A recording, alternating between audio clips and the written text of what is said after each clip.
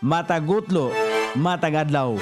Adunay mga panghitabo dito sa kauluhan, panghitabo sa gawa sa atong nasod, ug adunay mga panghitabo dinhi sa atong dapit. Mga panghitabo nga mo'y makapaikag sa katawhan, nga mabinantayon sa lakat ug dagan sa panahon karon. Itanyag ning istasyon DXSR ang 7 o'clock Breakfast News.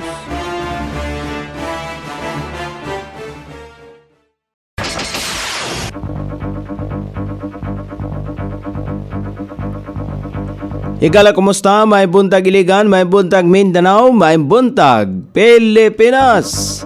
Adlaw nga Miyerkules, Pitsa 4 ni buwan sa Disyembre ning tuiga 2024. Sangan sa ato station manager Pastor Ruben Sulapas, kini ang inyong ka-isar Kabisaya Nunebi. Ang muhatod sa hanay sa balita sa alas 7. O karon sa uluhang tudling sa atong mga balita, Marawi City Vice Mayor gidakop sa kasong murder. Libreng bakuna sa flu gihatod sa serbisyong iliganong karavan sa Barangay Akmak. Mga solusyon pagsumpo sa violence against women gisgutan sa summit. Permits and Licenses Division sa LGU Iligan pasidunggan sa Department of Energy sa Liquid Fuel Industry Governance. Sa kauluhan, Malacañang subling naghatag og katinawan nga dili suportahan ang impeachment complaint batok Vice President Sara Duterte. Department of Agriculture giduso pag-usab ang kampanya nga half cup rice aron malikayan ang pagkausik sa kanon taliwala sa isyu sa kagutom. Meregres Piatos walay bisan unsa nga record. Balita sa gawa sa nasod, 343 milyon ka mga katawhan sa 74 ka kanasuran nagatubang og krisis mahitungod sa pagkaon. Balita sa kinabuhing Kristohanon, mga Kristohanon sa Nigeria nagkahiusa sa pag-ampo.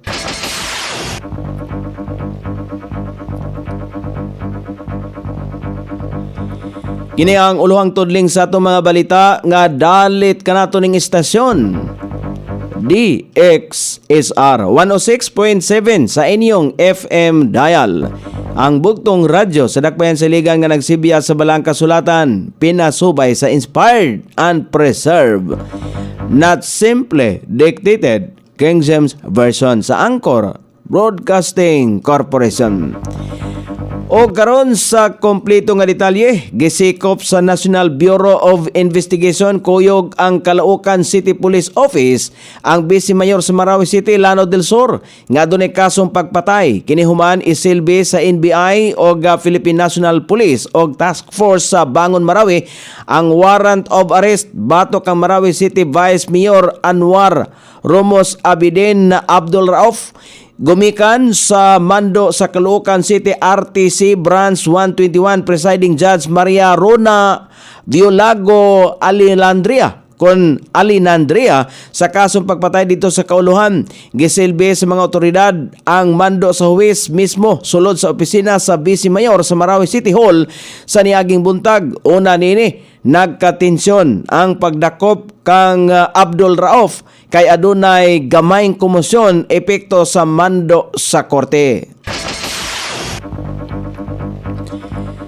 Gibakunahan batok sa flu ang mga residente sa Barangay Akmak atol sa serbisyong iliganong karavan. Tinuig kini nga vaccine aron dali nga mataptan og influenza virus.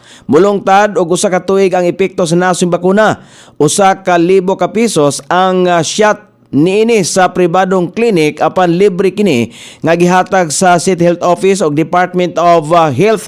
Adunay libreng konsulta, libreng tambal, libreng check-up o ibot sa ngipon, ingon man libreng pagpatuli. Gidala usab sa City Mayor's Office sa legal team ang libre nga legal consultation, notarial services sa mga simple affidavit of loss, special power of attorney o legal assistance. May pahigayon usab ang Iligan City Drug Drug Treatment and Rehabilitation Center og libreng drug testing, counseling sa persons who use drugs, alcoholic client og pamilya nini, ingon man libreng assessment og processing sa rehabilitation og psychiatric ward admission.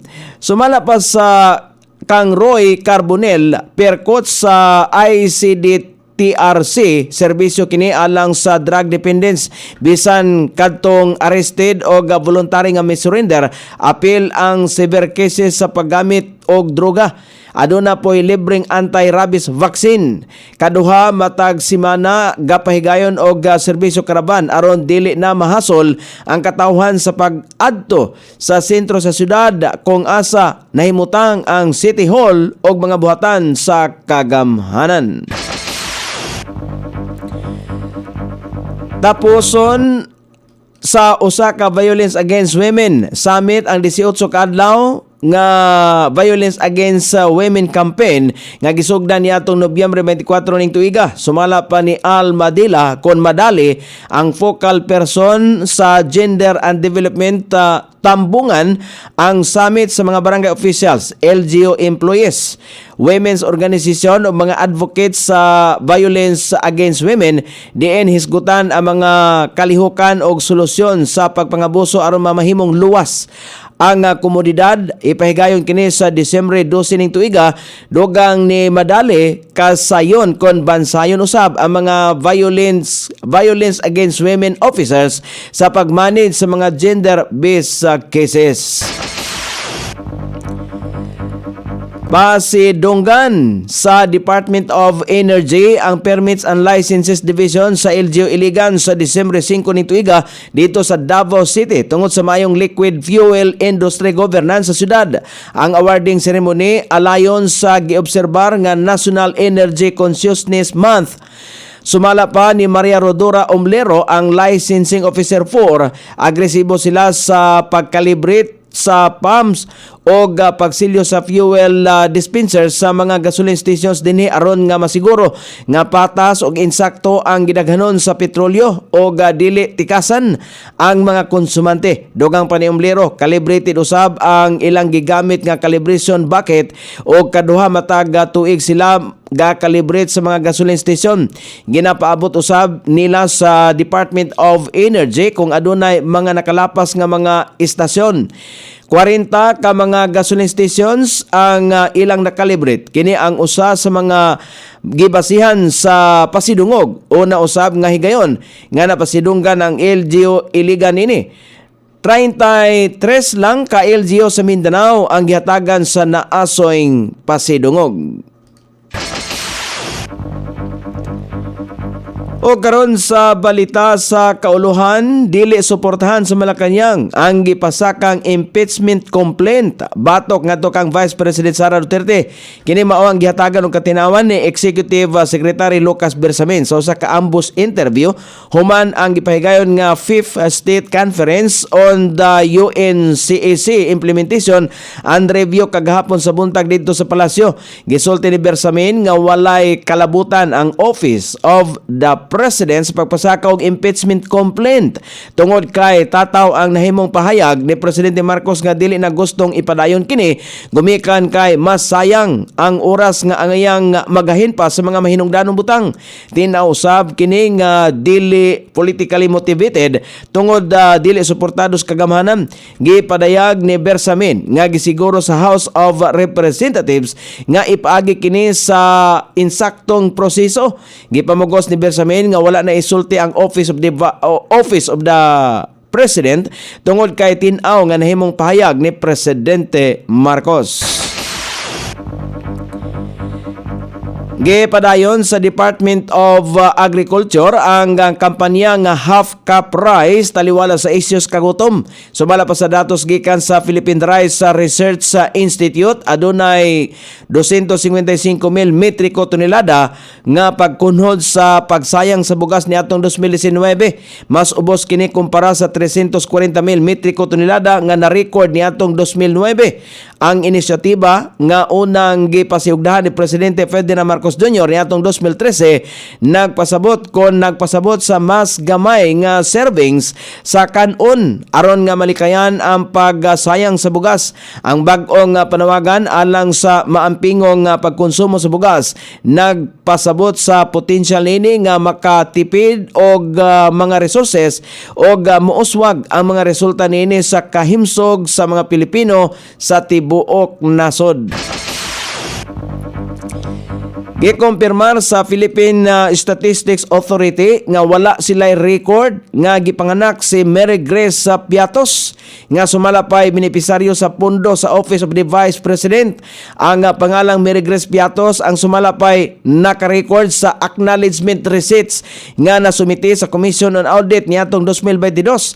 Ang maong pahayag ang gihimo sa Philippine Statistics Authority sa dihang gipangayuan sa mga magbabalaod ang ahensya og identity ni Mary Grace Piatos apan wala kini bisan usa nga record sa ilahang database bisan lang sa individual birth, marriage og death record.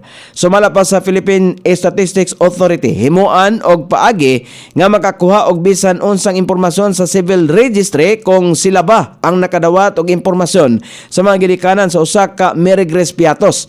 Mainumduman nga sa pagdungog sa Kamara, usa ka Special Disbursing Officer sa Office of the Vice President ang nag-ingong ang apelidong Piatos ang nagagikan sa Davao City.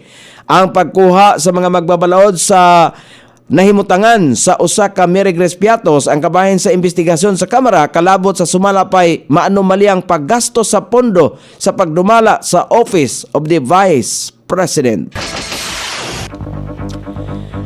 O karon sa balita sa gawas sa nasod, nanawagan ang UN World Food Program nga nagkinahanglan og 16.9 bilyones dolyares o 991.9 bilyones pesos ang 74 kamakanasuran diin adunay krisis sa pag-abot sa pagkaon.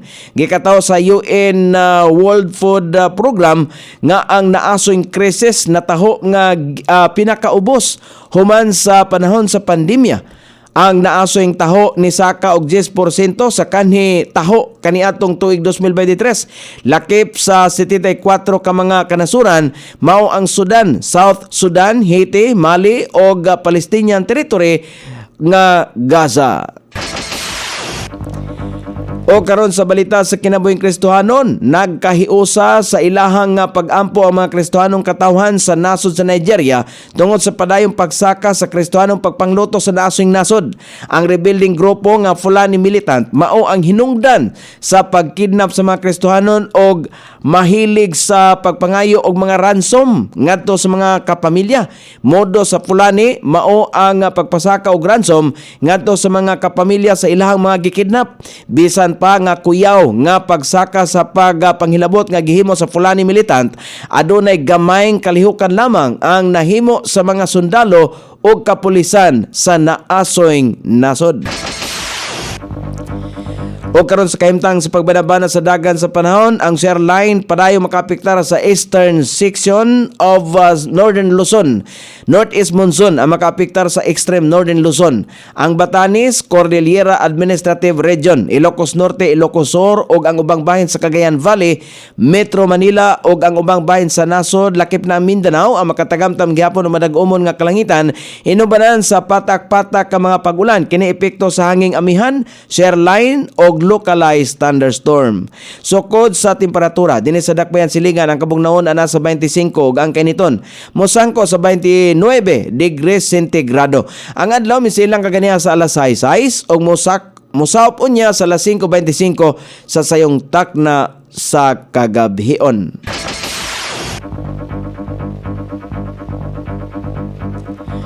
Inyong nabati ang ginatibuk ang hanay sa balita sa alas 7 nga dalit kanato ning istasyon DXSR 106.7 sa inyong FM dial.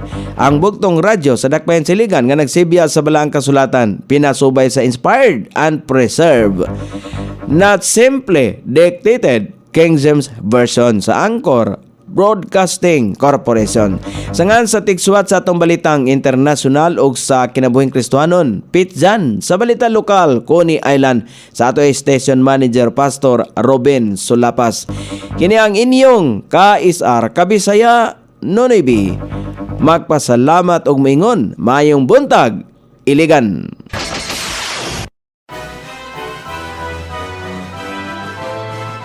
Inyong nabati ang 7 o'clock breakfast news hangtod na usab og mga adlaw sa samang takna o sa samang istasyon. Daghang salamat sa iyong pagpaminaw ug maayong buntag.